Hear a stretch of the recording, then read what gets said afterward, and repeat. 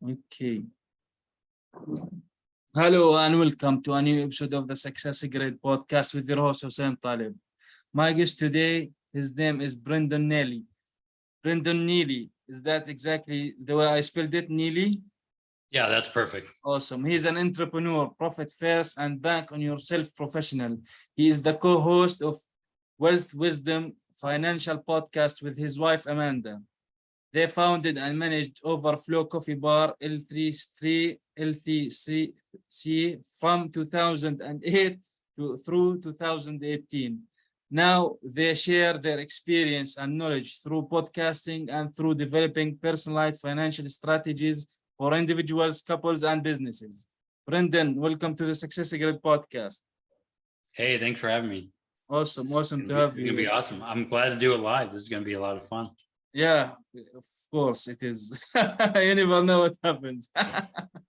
So give us a little bit about you. Tell us a little bit about your story. And from what I have gave in the introduction, you work with your wife. So Yeah. tell us, why do you do that? Yeah, and we are still married, which is amazing, right? I think that there's two things in running a business with your spouse is you get to hang out and learn a lot more about each other and build something more powerful together. Because when you have community, when you're a business owner, it's very lonely road, right?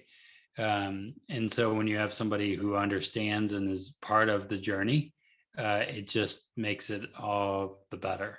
And so, honestly, this, we all have different strengths and weaknesses. And so to be able to have and pull off of each other's strengths, that's a very powerful thing. So if you listen to our podcast, she's the writer and is really good at public speaking, and so I'm there for colorful commentary mainly, but she is really good at really creating, I don't know, content that people can actually understand, especially in this crazy world. Yeah, exactly. It's very demanding. It's very demanding nowadays. So first, tell us, what exactly do we mean by profit first and banking in yourself? Is there a difference between the two? This is what you do. This is your main profession. So what's the difference between both of these? Yeah, I am first and foremost a business owner and an entrepreneur. And what I learned is most businesses, majority of small businesses fail. And it's not because of passion, it's usually because of revenue, right? And it also leads to divorces and things like that, because money has a big impact on everything else around us, right? What I've also learned, every business owner is in the banking business, whether they think about it or think it or not, right? They are in the banking business. That's interesting. Every business is in the banking business, basically. Yeah. Okay. I mean, you think about it, even if you have an Etsy shop, somebody makes a percentage off of it. If you do anything where there's a transaction, somebody's using a credit card, most likely, right? And so thinking through that, and then also thinking through, hey, the cost of debt, right? People are using credit card debt like water, and somebody's saying, well, you deserve this thing, and they're getting 22% interest, and they're working for a bank for a quarter of their time, right? Just for things like that. And so thinking about it from a business owner perspective, I went into business as a coffee shop to change the world, to make a difference in the community around me and coffee farmers world. That's why we did this. But we realized we weren't paying ourselves a fair wage. We were wanting to help people be paid fairly in Guatemala or wherever the coffee was from, Uganda, things like that. But then we were not paying ourselves. And most business owners, they fall in two camps. They're either paying themselves too much or not paying themselves at all, right? Mm-hmm. What Profit First does is think about, how do we make sure you as the business owner and entrepreneur are putting yourself and paying yourself fairly and profiting first, right? Putting that into the system as opposed to waiting and eventually I'll get paid. That eventually never happens Yeah. in a lot of cases. Yeah. So the concept is to pay yourself first. So do you think, for example, any business owner from the start should focus on how should I, from the beginning, how should how should I, or when should I, or when must I start putting money, cash into my pockets instead of waiting when thinking is the business is really profitable, is making like really Yeah. huge revenues and really huge profit margins? Yeah, I think you have to start right from the beginning, right? It's kind of like the envelope system, right? So you are your greatest asset, right? If you are not taken care of, then you are not going to do well, right? And so you want to make sure that you are paying yourself first and running a efficient machine.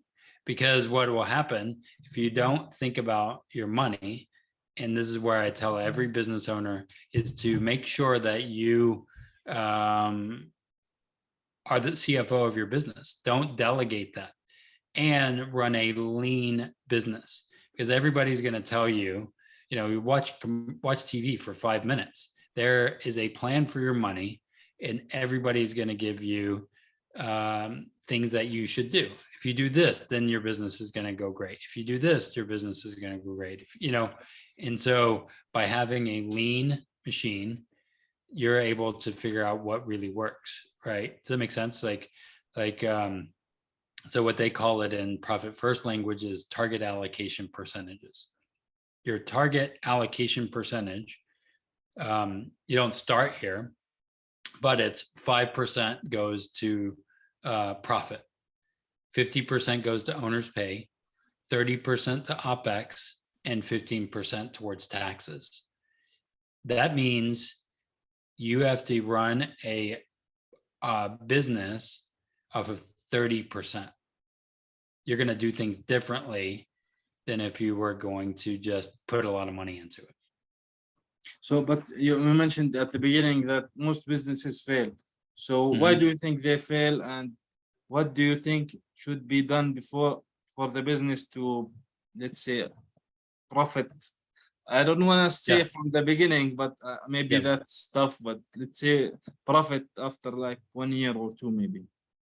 Yeah, I think that a lot of businesses, there's a couple things when you're a business or starting out. I believe that there's a lot of people who are in the entrepreneur phase that should be working, right? They should not be entrepreneurs because they don't actually understand how much pain it takes, right? There's a lot of pain in running a business, and there's a lot of what I call entrepreneurs, right? So there's tons of entrepreneurs out there, people who say they want to be entrepreneurs, but they really don't want to, because they're not putting the effort. Like a podcast, it's an act of love. You don't make any money off of a podcast, but it's showing up, doing the things on the day in the day out, right? Right? It's true, right? And being able to grow into that, right? And so I think that there's 3 things that I tell people all the time is know that you know that you're called to this, whatever the business is. I don't care what it is. B, have a passion around it, and then have a community around you who believes in you, not just the business, but believes in you and is there for you. That's the second one. And then the third one is know your numbers. Like, don't delegate your numbers to somebody else and say it'll eventually happen. But if we look at any business, if we invest in the S&P 500, for example, we want to know what our efforts are, what's coming in. Why wouldn't we want that for our business? We should want that for our business. So for the business, do you think that, and you mentioned entrepreneurs and these kind of people who think that they want to do something that maybe inside of them that they really don't, it's like they want it for sure, maybe, I'm not sure for that. I don't know, it's like the poor person who wants to rent a Ferrari for a day to show people that he has money and he actually doesn't have any. So how important it is to have passion, and how important do you think being consistent is important to succeed?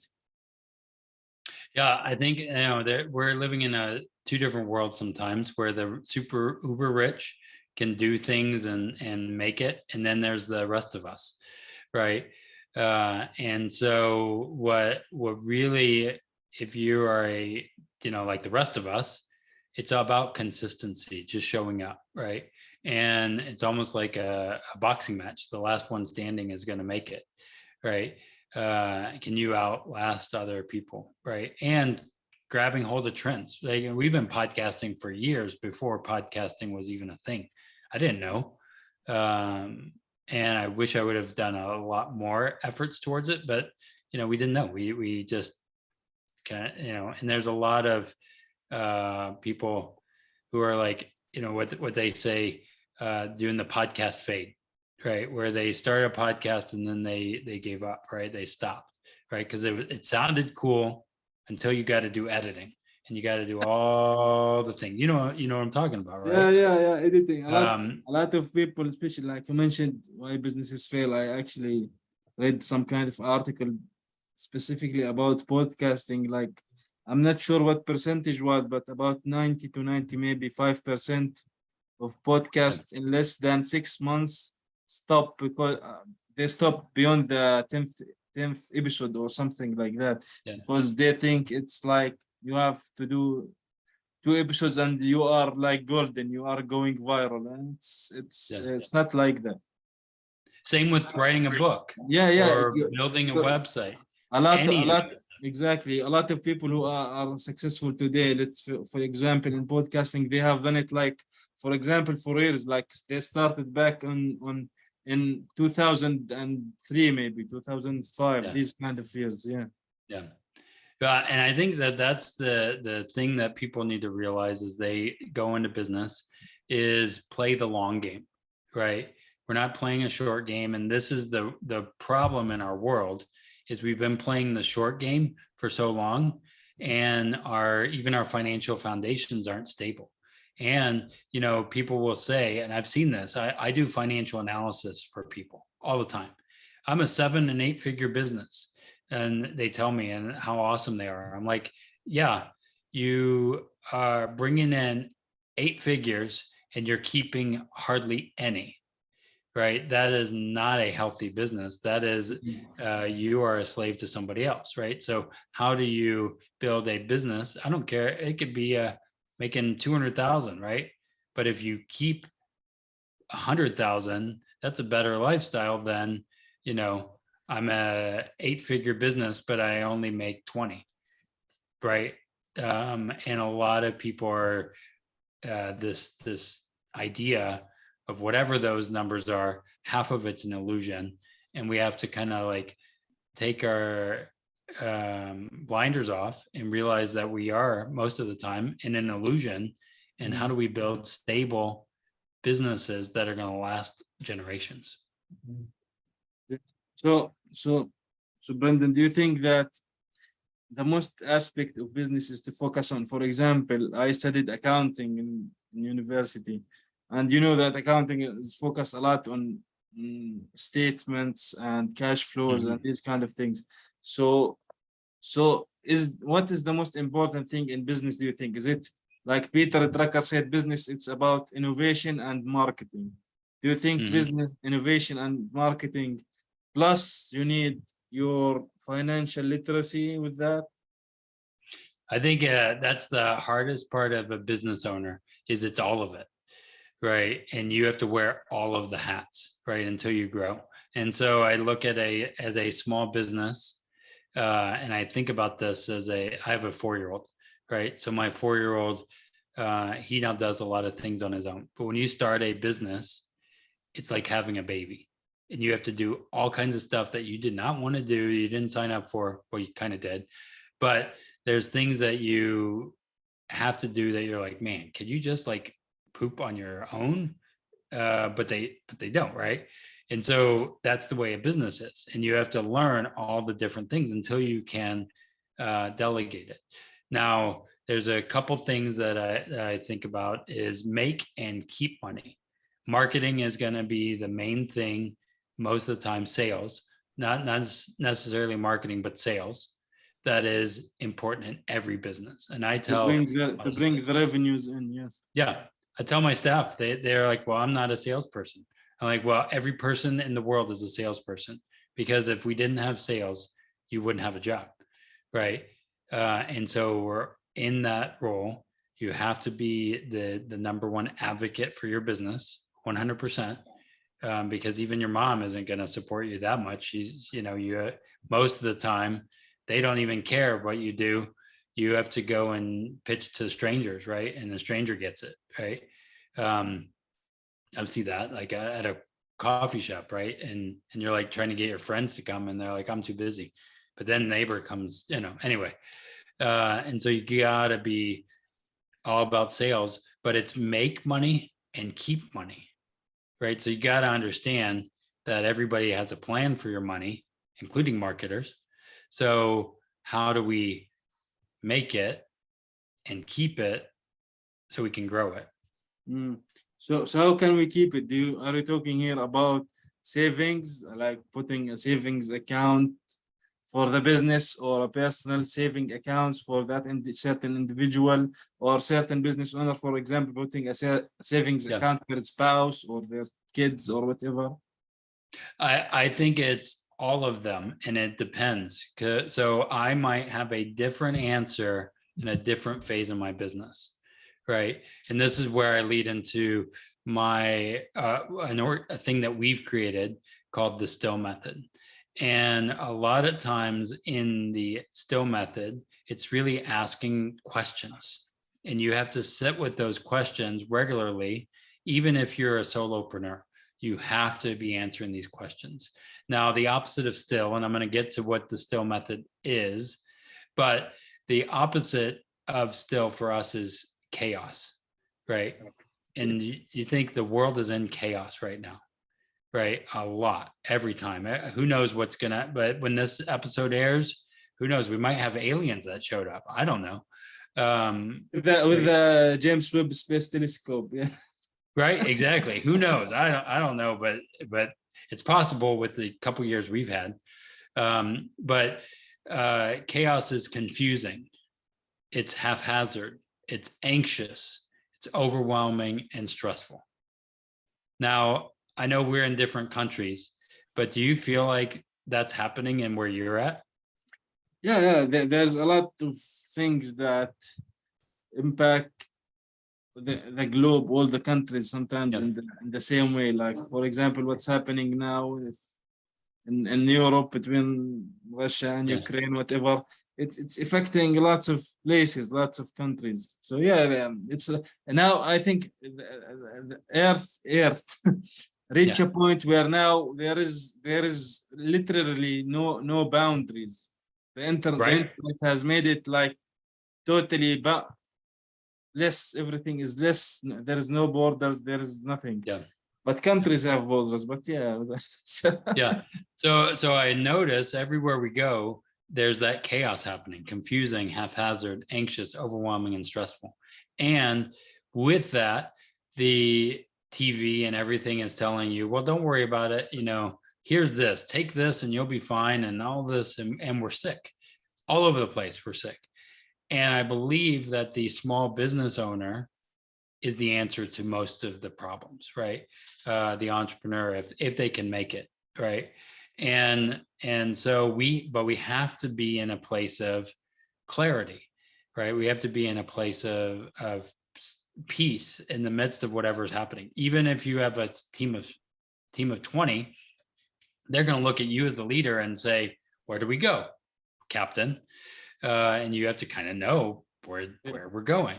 And so you have, as a leader, any leader in the world, whether it's a business organization, a leader should make a decision. That's the job of a leader. Yeah. So with that, it's going to what we call the still method, and it's set your sights. You have to know kind of where you want to go, have a path plan. So you have to set your sights. Most people don't even know what they want to do tomorrow, let alone, and that's why a business owner needs to have at least a 5-year goal or something to be working towards. So you have to set your sights. You have to track your in and out, track what's going in, what's going out. That's the budgeting thing, right? Am I doing the things I said, right? Inspect your progress. So not only do you track it, you inspect it, right? Then you look for 1% adjustments. What are the little things I can do if I'm going off course? What are the things I can do to recalibrate to get there, right? You invested in, I don't know, something in your business, and it didn't pan out the way you wanted, right? You drop it and you try something else. Maybe look for 1% adjustments. It's going to increase marketing revenue. I don't know. And then you have to live deliberately, right? You have to actually be intentional. And you do this over and over and over again, right? And it's not just about money. It's about everything. Set your sights, track, inspect, look for 1% adjustments, live deliberately. Those pieces will help you have a full life. And it can be as simple as, am I having a good marriage, right? How do I want that to look? And so stopping actually helps us go further. And so that's the still method, which is seems counterintuitive, but the problem is when someone's asked someone else, like for example, I heard that a lot when for example a coach asks their client, for example, what do you want? The answer would be like, it's like you don't know what is it that you want. So you're saying here that, for example, for a business, it's a must for a business owner or entrepreneur to know what they want. For example, have maybe a yearly plan or 5-year plan, specific things related to operations of the business, related to the culture of the business, related to the finances, right? Yeah, and I think it's an organization. It's a living, breathing thing almost, right? And so your answers are going to change. That's why I can't answer the question of what should you do. I don't know. Depends on where you're at in the business and in general. But asking those questions, and then your answers may change as the business is growing, right? And I think that's a hard thing because we want to have a answer to ease. I'll solve your problem just by this thing, and I'll give it to you. And that is a microwave culture that has almost killed us pretty much, right? And we don't know how to be still. We don't know how to actually listen. And it's in that thinking time and in that those pieces that we actually build a solid, stable foundation that are going to last forever or longer. Yeah. So speaking of foundations, for example, and these kind of things, what do you think are the most important resources for individuals in regards to finance, or businesses in regards to finance, that they should have? Oh, like what kind of tools should they have? Or yeah. One is, I think they should have a brain around it and think themselves. Number one, don't ever just assume Dave Ramsey or whoever else is going to have a understanding of that. To be a researcher, right? And don't assume because we're just parrots. Most people are just parrots, right? They just copy whatever they heard on Twitter or on something else, but understand why you think certain things, right? So that's the first thing is kind of have a good mind around it, right? So I do something in a space called infinite banking, and it's using whole life insurance that's properly designed to build and have access to on your terms, right? That is how life insurance works, right? At least the way we design it. However, there's people who hate it, who want to tell us how stupid it is and blah, blah, blah. However, I also know I used this policy to get through the emergency in my business when we had a flood, to buy my property, and use it again to buy a commercial real estate property. Now it's all about thinking like a bank as opposed to being the bank, or being the customer of the bank, thinking like it. And so that's a different way, but also building a foundation. Most businesses are upside down pyramids, right? We're risking more than we can afford to lose, and we're doing it a lot. And that's why we're all screwed, is because everybody's foundations are upside down and we are risking when we can't. Yeah, Does that make sense? do you think I'm not really sure. I think I read this quote like a long time ago by some German philosopher. I even forgot the name, but Yeah. something like banks are a problem, basically. So do you think that banks are a problem, or are they actually a solution to people? This is the interesting thing, because without debt, there would be no money, right? Without the economic system, and this is the interesting thing of asking of, is debt a problem? Sometimes it is, sometimes it isn't. If you can leverage debt in the right way, it's not a problem, right? But a lot of people are the collateral damage of the system, right? And so we want to think through, am I collateral damage or not, right?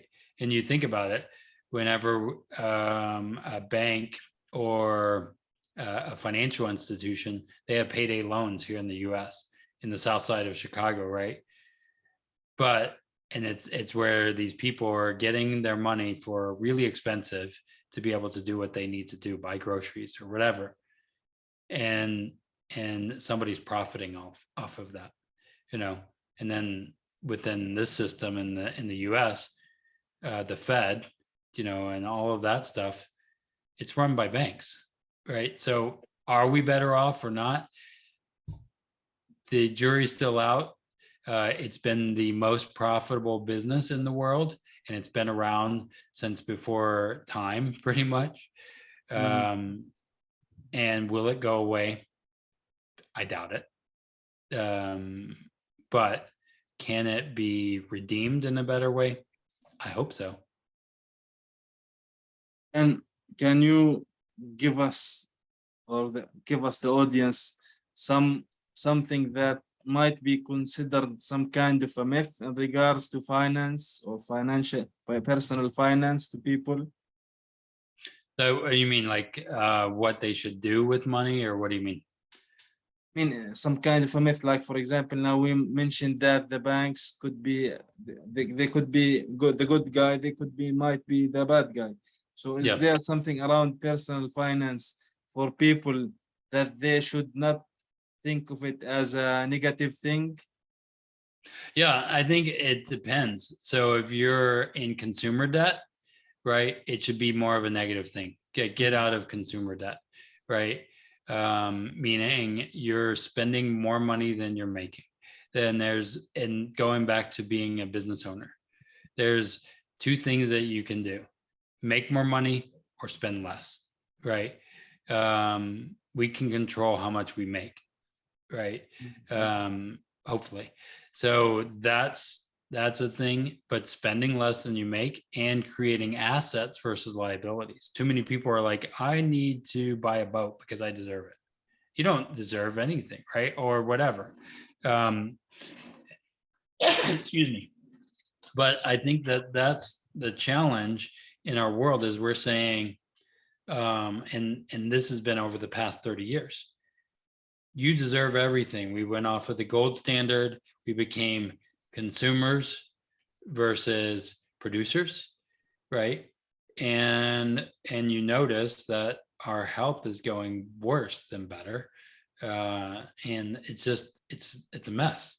So again, going back to the still method of saying, what is sustainable for me? What kind of life do I want? Is the goal to be a billionaire, or is it to have a life to the fullest? And what does that look like for you? And maybe it's not having a mansion with a Ferrari. Maybe that's just a thing that we want because we want to look good. And then I would ask you, the listener, check your motives. Mm. So you mentioned getting assets or buying assets, for example, because for example, as a business owner, you want to increase the profits or decrease the cost. But when we say decrease the cost, for me, for example, we don't want it to be in the expense of an employee, hopefully. But Yeah. when we talk about buying assets, what kind of assets are we talking about here? Yeah, I think about I run my own firm, right? Business. We created a coffee shop. So some of my assets that I had weren't necessarily a house or stocks, right? And again, speaking to a business owner, your asset is your website. Your assets are your email list.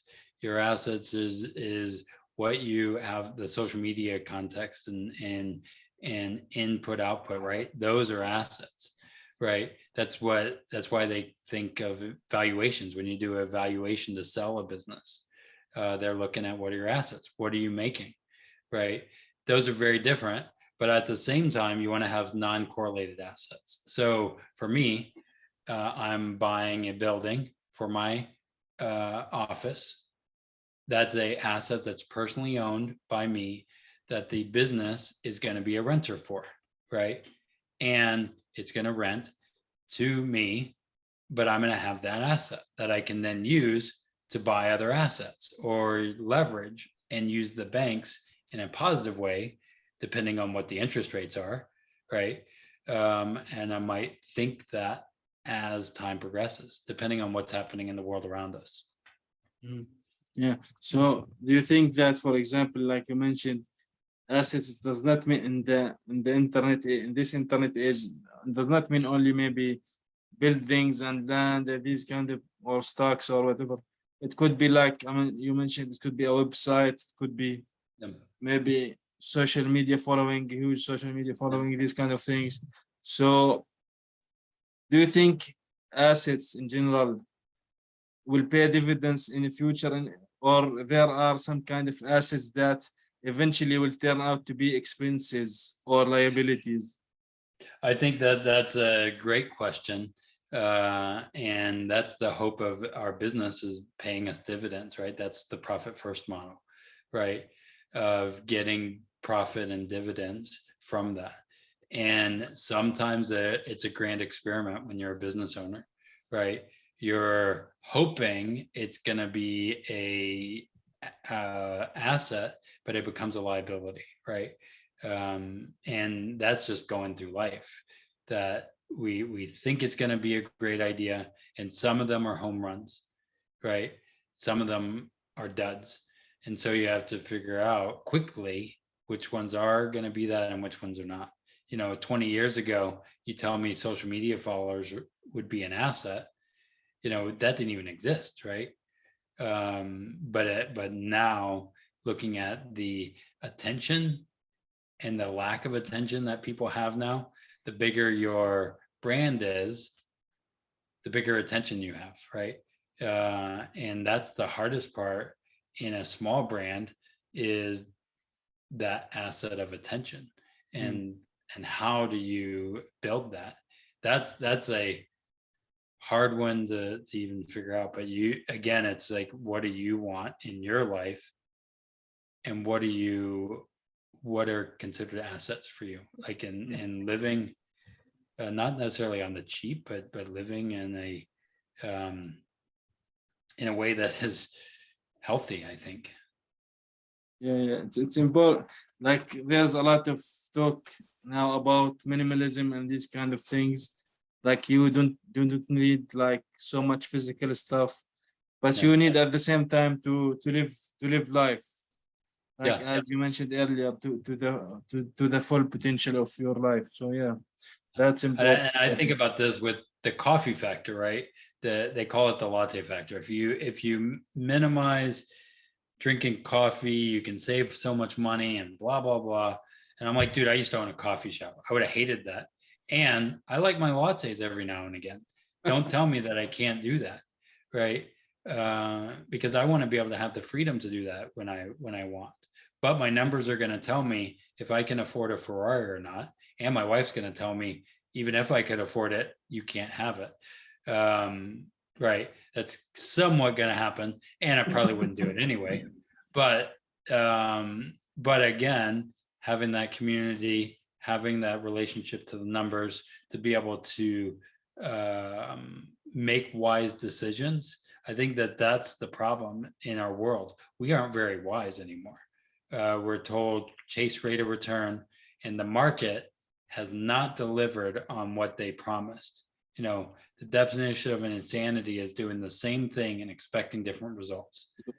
And Albert Einstein, I think, said that. yeah, I just feel like a lot of people are insane, and they're doing different things and wanting I don't know. And I'm like, well, we gotta come back to some sustainability. The world needs us to be sustainable, actually. Yeah. So do you think, Brendan, do you think we missed something important while we were talking about personal finance and banking on yourself? I think again, it's just you as the listeners and all of that is thinking through this. Whether it's if you're in the US, think about what infinite banking and that strategy, if it makes sense. Like reach out to somebody, right? And really think through your numbers. Like the one thing I've learned in all of this is there's no do-overs. We have one life to live, no backwards kind of thing. How do we best position ourselves? And if you think you don't understand numbers or want to, every person is, is going through there spending money or making money, both. How best do you make sure that you are a good steward and can grow your wealth? That's, so we can help more people. Yeah. So do you think you can give us some fact about you that we don't know, some shocking fact about you? Shocking fact. Yeah. Do you like golf, or do you like football or soccer or whatever? I will tell you, I used to be in the music industry. Okay. That most people do not know. And I worked for some of the biggest celebrities in the US and world. And I am out of the music industry for reasons that I cannot disclose, but it's some crazy things. Then I'm out. But that was a fun experience. The music industry has a lot of, I guess, bad stuff in it. Yeah, good and bad, but sex, drugs, rock and roll, that's what they say. And I'm like, yeah, that's exactly what it was. And I'm glad that I experienced it. I'm glad I'm out, and I'm loving that I'm helping entrepreneurs, build more of a stable financial future. That's the goal now. So can you give us only one takeaway for this episode? Yeah, know your numbers. That's very important.